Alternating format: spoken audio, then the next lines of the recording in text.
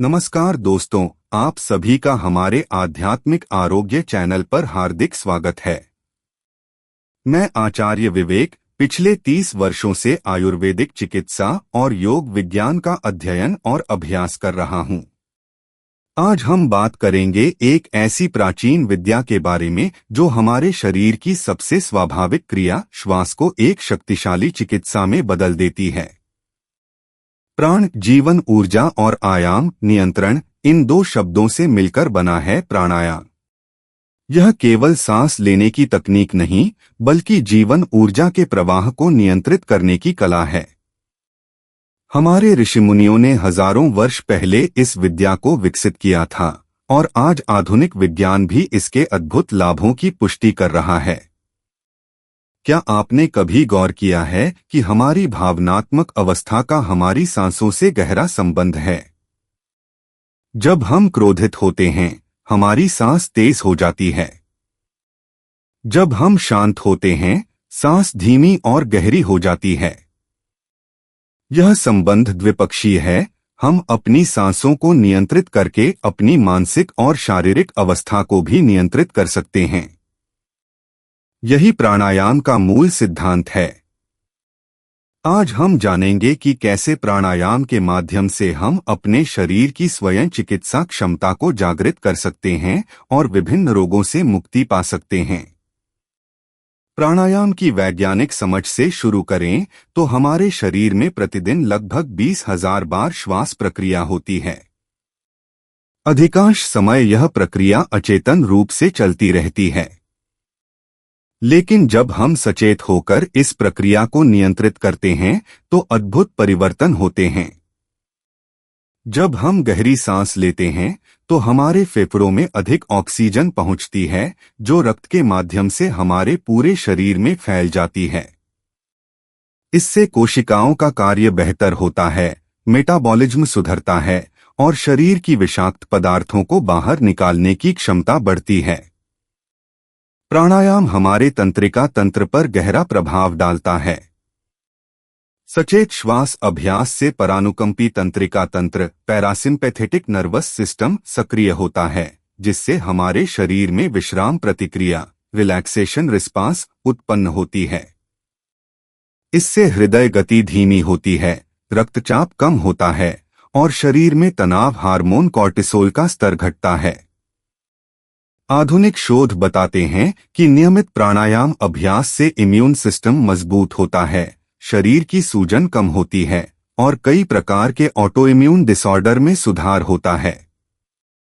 अब हम समझते हैं प्राणायाम के आध्यात्मिक आधार को। हमारे शास्त्रों के अनुसार हमारा शरीर पंच तत्वों पृथ्वी, जल, अग्नि, वायु और आकाश से निर्मित है।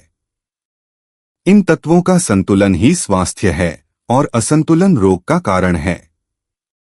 प्राणायाम के माध्यम से हम इन तत्वों को संतुलित करते हैं। विशेषकर वायु तत्व के माध्यम से हम अन्य तत्वों को भी प्रभावित करते हैं। जब प्राण या जीवन ऊर्जा शरीर में सुचारू रूप से प्रवाहित होती है तो सभी नाड़ियां और चक्र संतुलित होते हैं और हम पूर्ण स्वास्थ्य का अनुभव करते हैं। अब मैं आपको कुछ प्रभावशाली प्राणायाम तकनीकों के बारे में बताऊंगा जो विशिष्ट स्वास्थ्य समस्याओं में लाभदायक हैं। सर्वप्रथम है अनुलोम विलोम प्राणायाम, जिसे नाड़ी शोधन भी कहा जाता है। यह नाड़ियों की शुद्धि और संतुलन के लिए अद्भुत है। इसमें बारी बारी से दाएं और बाएं नासिका से श्वास लिया जाता है। विधि सीधे बैठें, अपने दाएं हाथ की अनामिका और छोटी उंगली को बाएं नासिका पर और अंगूठे को दाएं नासिका पर रखें। दाएं नासिका को अंगूठे से बंद करके बाएं नासिका से धीरे धीरे और गहरी सांस लें। फिर बाएं नासिका को अनामिका और छोटी उंगली से बंद करके दाएं नासिका से धीरे धीरे सांस छोड़ें। अब इसी दाएं नासिका से सांस लें और बाएं से छोड़ें। यह एक चक्र पूरा हुआ। इस प्रकार के 9 से 21 चक्र प्रतिदिन करें। लाभ: यह प्राणायाम इड़ा और पिंगला नाड़ियों को संतुलित करता है, जिससे मस्तिष्क के दोनों गोलार्ध समान रूप से कार्य करते हैं। यह तनाव, उच्च रक्तचाप, अनिद्रा जैसे विकारों में अत्यंत लाभदायक है। दूसरा महत्वपूर्ण प्राणायाम है कपालभाति, जिसे मस्तिष्क प्रकाशक भी कहा जाता है। विधि: सीधे बैठें और गहरी सांस लें। अब सांस छोड़ते समय पेट की मांसपेशियों को अंदर की ओर खींचें, जिससे श्वास तेजी से बाहर निकले। इसके बाद बिना किसी प्रयास के स्वाभाविक रूप से सांस अंदर आने दें। ध्यान रहे कि इसमें सांस छोड़ने पर जोर होता है, सांस लेना स्वाभाविक होता है। इस प्रकार 21 से 51 बार यह प्रक्रिया दोहराएं। लाभ: कपालभाति फेफड़ों को शुद्ध करता है, शरीर से विषाक्त पदार्थों को बाहर निकालता है और मेटाबॉलिज्म को बढ़ावा देता है।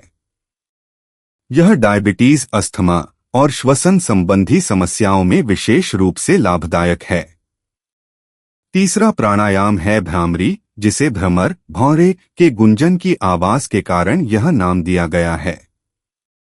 विधि: सीधे बैठें और अपनी आंखें बंद करें। अपने कानों को अंगुलियों से हल्के से ढकें। गहरी सांस लें और सांस छोड़ते समय भौंरे जैसी गुंजन ध्वनि हुम्मक उत्पन्न करें। यह ध्वनि लंबे समय तक और धीरे धीरे निकालें। 7 से 21 बार इस प्रक्रिया को दोहराएं।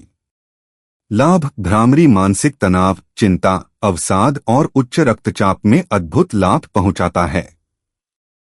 यह मस्तिष्क को शांत करता है और नींद की गुणवत्ता सुधारता है। चौथा प्राणायाम है उज्जाई, जिसे विजी श्वास भी कहा जाता है। विधि: सीधे बैठें और अपने गले के पिछले हिस्से को हल्का संकुचित करें। अब मुंह बंद रखकर गले से हल्की घर्षण ध्वनि के साथ सांस लें और छोड़ें। यह ध्वनि समुद्र की लहरों या दूर से आती हुई हाव ध्वनि जैसी होती है। धीरे धीरे और गहराई से 7 से 21 श्वास चक्र पूरे करें।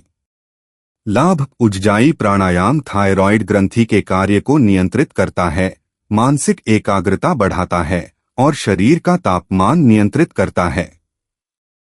यह तनाव, अनिद्रा और थायरॉइड विकारों में विशेष लाभदायक है। पांचवा है शीतली प्राणायाम, जो शरीर को ठंडक पहुंचाता है।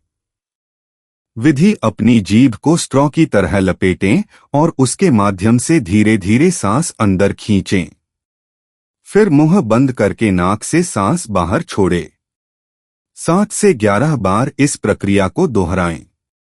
लाभ: यह प्राणायाम शरीर के तापमान को कम करता है, पित्त दोष को संतुलित करता है और एसिडिटी, जलन तथा अल्सर जैसी समस्याओं में राहत देता है।